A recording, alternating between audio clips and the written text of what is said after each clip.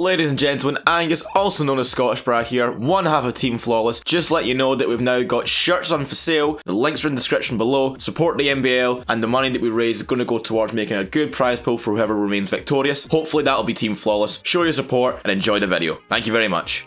What's going on, everybody? This is Witz here, back with the power rankings for week 9. As you can see, I'm with another co-host this week, with Kabu. Hello. Let's just delve right in to our number 12. So, number 12 this week, we both have Team Mythical. Mythical, they've been on the struggle bus as of late. I mean, they had a great opening turns this week against Team Blue Hornets, but everything kind of went south the minute Lele and Deoxys came in, and then they started doubting themselves, and then it led to Deoxys and Lele kind of cleaning up. So, I mean, Mythical's just, like I said before, they've been struggling this season, and we'll see what happens when the future comes. Yeah, it was a really good showing at first. I feel like the Rabombi and the weakness policy Magnezone were not using their full potential. I feel like they could both be the center of something bigger, but they basically had like two different cores in one thing. Like, you'd want Trick Room support for the Magnezone. Alternatively, you could speed swap with Rabombi, but neither of those things really happened, so they just had these two Mons that were boosted, but one of them just wasn't strong enough, and the other one just wasn't fast enough, so they both just ended up dropping all the same. So I feel like if they just pick one thing and focus to, like if they had just been, okay, so they've got things like the Deoxys and the Meg Sharpie and all that stuff, let's bring Trick Room, let's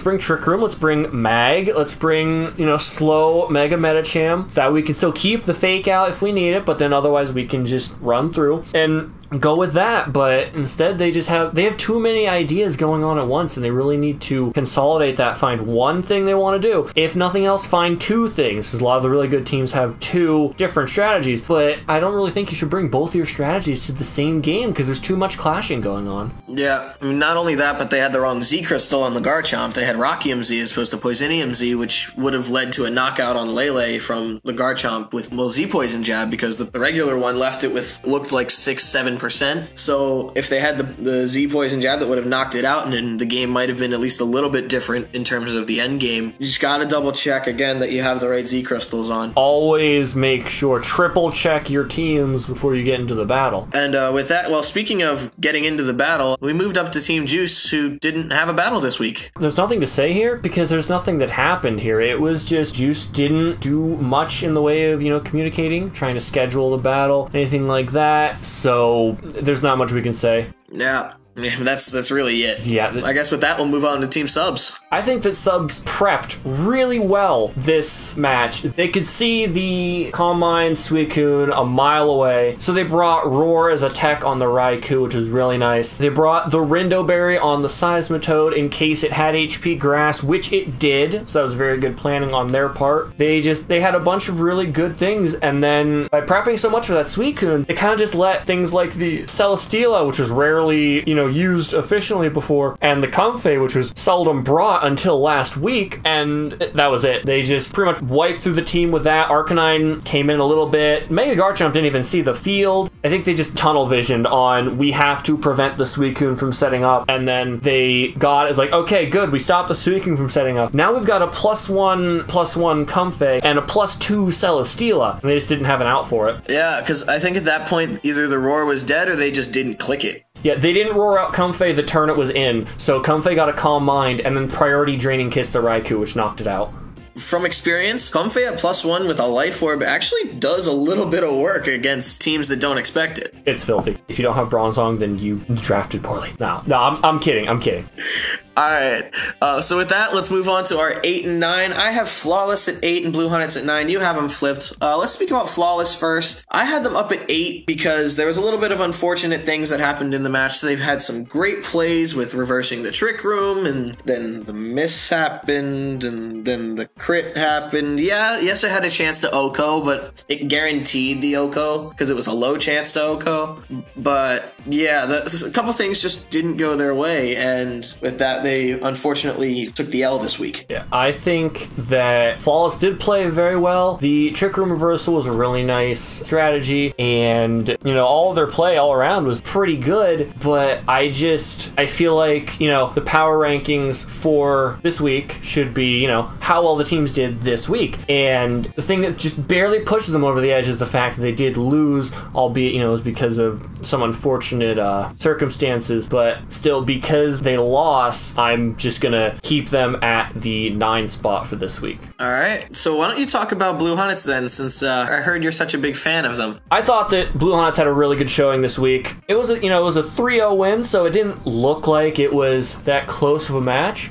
They preserved their Curum, which has done so well for them in the past, instead of letting it take the fake out damage from the Metachamp, which then came into play later because they were able to bring it in and just take a big chunk out of the Magnezone. It did activate its weakness policy. However, since the Magnezone didn't really have any way to, go faster, if I'm remembering right, the Curum took out the Magnezone while also going down to its own life orb, denying Mythical that kill, and just good things like that really helped them keep momentum, making sure that they had everything in place. The Ghostium Z on the top Ulele. The only thing that was really going to be necessary for was either the Magnezone or the Chandelure, and so just knowing that they're going to bring that Chandelure, or at least predicting that Chandelure, is really solid team building that I really like to see out of Blue Hunnets, and I think that they're going to start climbing their way up a little bit here in upcoming weeks. Yeah, I'm kind of looking forward to see their side of the battle too. Again, it wasn't able to be uploaded this week as well as last week, so I'm looking forward to see what their sides were saying when it came to team comp and when it came to the actual battles of itself. All right, so with that, let's move on to our next set.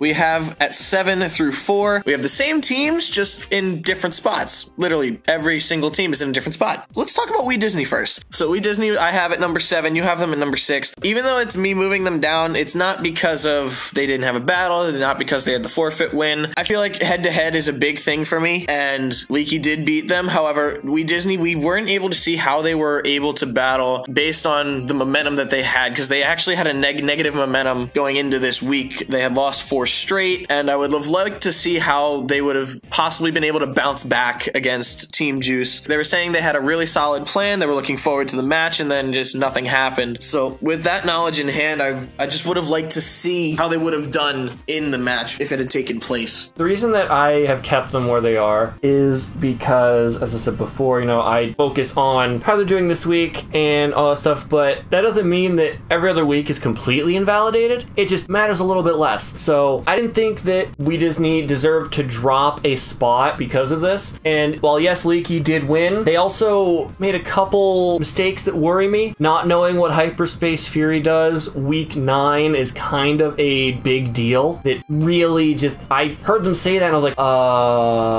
okay. So I'm not saying that that one is the big reason, but also just that match was incredibly close, down to the wire. If it was like a dominant showing, like a 4-0 or higher, then I would have moved them up. But because of how close the match was in conjunction with just those kinds of mistakes that shouldn't be happening this late into the season, are why I've kept We Disney at the same spot and had Leaky down at number 7. Yeah, I completely agree with that reasoning. I mean, at this point, we are in week 9, about to be week 10, and they've brought Hyperspace Fury in the past, and other teams have fallen for it too. Yeah, they said they were going to use it to scout, use the double protect from Magmar and Abomasnow to scout what they were going to do, but then, like Kabu said, they were just like, oh wait, that goes through protect. Crap, what do we do now? Yeah, that was... With that, let's move on to 4 and 5. So I have Dreambow at 5, you have them at 4, and then I have Jamie at 4, and you have Jamie at 5. Now, if everything is going along as it has in the past, I have a feeling I know why you have Jamie at 5. Why? You've been doing it based on this week as opposed to... Oh, right. With Dreamball getting the huge, disgusting thing that they did, which we'll go into. Jamie kind of butted heads a little bit. They took a dip this week. They lost. And because of that, that's why they dropped for me.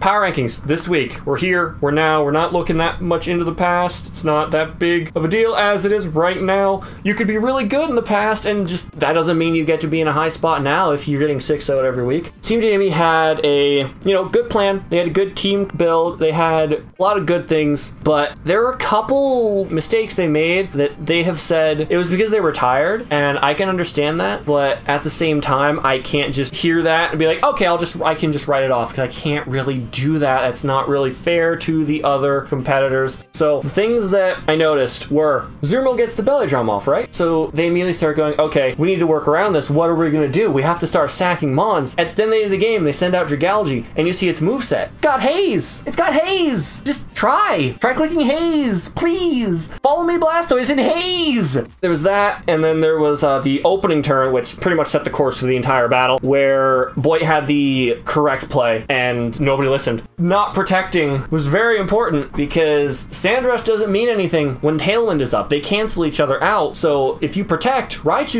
naturally outspeeds Excadrill, so it's going to be able to encore you. And then what? Alright, you got your Sand lead, you're ready to go, but your Sand Abuser is then locked into Protect for ever, pretty much, unless you switch it out. I think that the Dragalge, a little bit there, as well as, you know, the turn 1 fiasco, is why they are below Dream Ball for me. Yeah, and then that's where we differ as well, because I look back at all of the weeks as opposed to just the current week, and with the wins that Jamie had and the wins that Dream Ball had, I feel like the ones that Jamie had were more, they meant a little more. They worked a lot better together.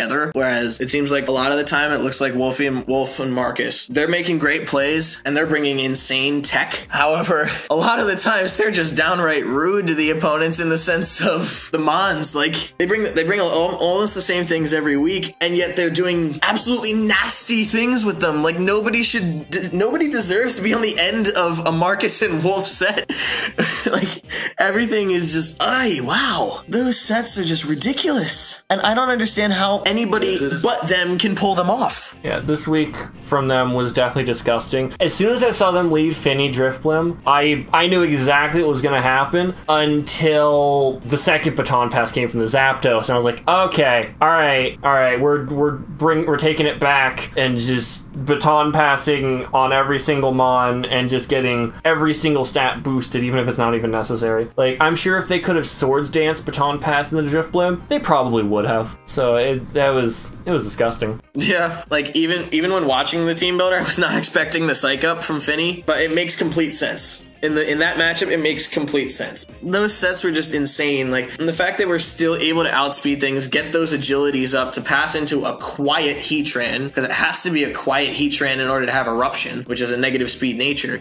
Just being able to then blast the opponents down, like, that was just nasty, dude. And they brought it in on the right turn, because if Heatran had taken damage, that could have been a really bad thing, because Eruption is based on how much health you have. If they just had, like, HP ground on Venusaur for some reason, that's pretty much a useless Heatran at that point, because it's going to take fair enough amount of damage that it's not going to be able to Eruption, and if it does Eruption, it's not killing anything. Even at the +2 special defense that it had. Yeah. Because at that point, the Mega Venusaur was also at +2 from the baton pass from the Oricorio. Yeah, it would have been a neutral hit coming off of a Mega Venusaur, which is a good special attacker. It's known for its bulk, but it has good special attack, enough so that if they're running that Heatran, I'm assuming it was at least, you know, moderately offensive. It wouldn't have the bulk to sponge up that hit well enough, and it would just have really weak eruptions. Yeah, and then just the fact that they were able to bring it in on that Flash Fire boost as well. They predicted it on that perfectly. They got that Flash Fire boost, which then boosted the Eruption even more. Yeah. And with that, we can move on to our top 3 teams, all in different orders again.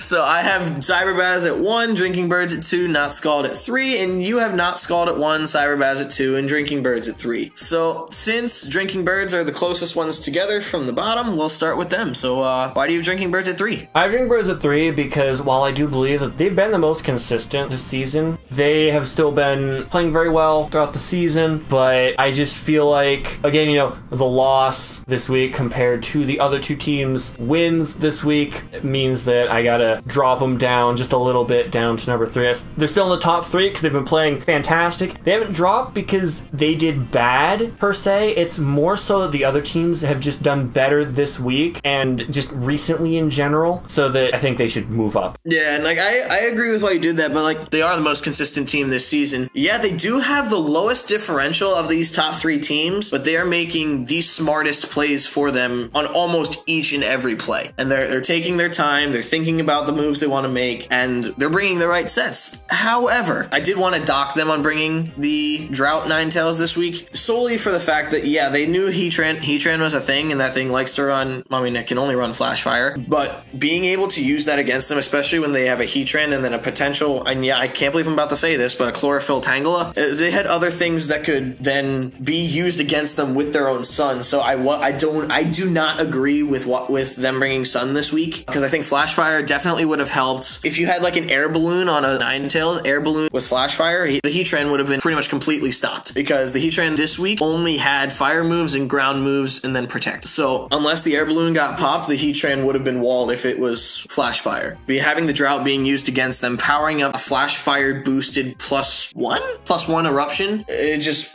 yeah, it was good night after that. So with that, let's move on to Not Scald. I mean, I had them at 3, and then you had them at 1. And again, I had to put them at 3 because I'm looking over the whole season. And yes, I know you guys are gonna razz on me again. They've had the closest matches, and a lot of them were due to hacks. I'm not saying that they won because of it. I'm saying because their matches were the closest out of all of them, and they had the most luck this season. They've had a lot of things go their way. They had MV luck. They had MV luck with a lot of stuff, but they also know how to play, and that's why they put themselves in the situations where they're able to then get that luck and use that luck to their advantage. There hasn't been a real point except against Team Jamie where Not Scald had been down for the majority of the game. Drinking Birds was another one. The Linoon did a lot of work and Jamie did a lot of work, but outside of that, Not Scald was in every single game, and then they used the luck that they had to propel them to the wins. They used the luck and the skill, rather. Luck and skill. Because I feel like Drinking Birds is a little more consistent than Not Scald is why I had them above. The reason I have them at number 1 is, I've said this at least 3 times in the video, I focus on this week, but I'm not going to completely discredit every other week. That little impact that the previous weeks have had is why I put them at number 1 over number 2. They're starting to be able to utilize their team to its full potential. You know, they brought the Celesteela, and I was like, oh, can't wait for it to die immediately again. Wrong. It gets a lot of kills. I believe it got 4 kills this week. And I really liked the way that they built it as well. They had the flamethrower for things like if the Mew transformed, because subs brings transform Mew quite a lot. So preparing for something like that is really good forethought. They had the Giga Drain for the Seismitoad, and once the Rindoberry got popped, it was just an easy Giga Drain for free +1. That's the other thing. With Flamethrower and Giga Drain, you'd think that they would have EV'd it so that it gets the special attack boost, but they give it the attack boost so that Heavy Slam, its main dab damaging move, can just destroy things. Crobat died. Hitmontop took over 60%, if I recall correctly, from this Heavy Slam. And then at the very end, Lucario comes out and it's like, okay, we can live a Heavy Slam, we can live a Flamethrower, we can Nasty Plot up, and we can start getting some differential back. Boom! Earthquake. I shouldn't discredit the Comfey either. The Comfey was also really good. It was able to get a Calm Mind up and Draining Kiss away the Raikou, which was one of the biggest threats to the Celesteela, and it kept the Celesteela alive with the Floral Healing. At this point, the only things that they really haven't brought and used really well have been Malamar, and they haven't really done much of anything with the Licky Licky either. I'm not saying, you know, they need to bring Malamar and Licky Licky to the next match and win.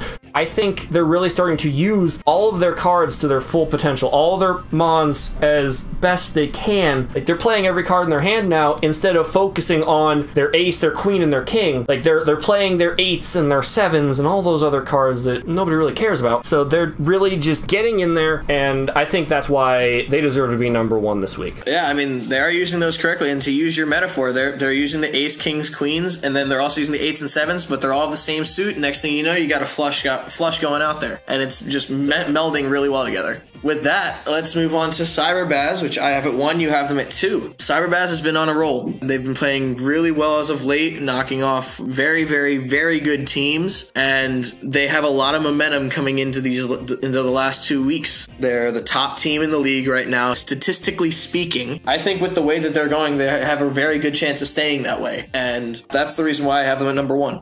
Yeah, I think they played very well this week, and I can't really think of anything that's a big detractor. I will say that I thought it was kind of funny how, if I remember right, Jamie was down to 1 Mon, and Baz was like, okay, we have to be careful because of this and this, when there really wasn't a way they could lose. But just having that mentality of, we have not won until everything's down, is something that I really like. It's stuff like that that is really gonna make sure that they stay at this spot. Like, expect every outcome. Even if you are 5 Mons to 1, make sure in the back of your head, all right, is there a way they can win this? And not just think that there's no way for them to win, we've got this. Instead, just be like, okay, we have to still play carefully because we really shouldn't be losing now, so we need to make every single precaution to make sure that we don't. Yeah, completely agree. That about wraps up the power rankings for this week. I've been Witz. I'm Kabutero. And looking forward to the end of the season. Stay tuned for the rest of the week. Leave your like, comments down below. Please subscribe to the channel, and we'll see you guys next week. Bye-bye.